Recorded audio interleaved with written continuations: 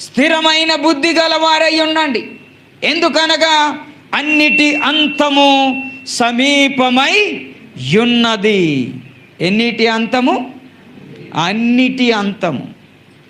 మన అంతము కూడా, లోకమంతము, ప్రజల అంతము, ఈ ప్రకృతి అంతము సమీపమై ఉన్నది గనుక మీరు స్వస్థ బుద్ధి గలవారై.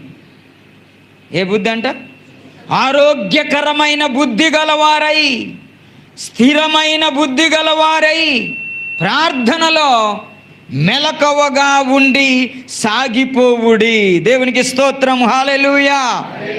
ప్రార్థనలో సాగిపోవాలి, సహవాసములో సాగిపోవాలి, విశ్వాసములో సాగిపోవాలి.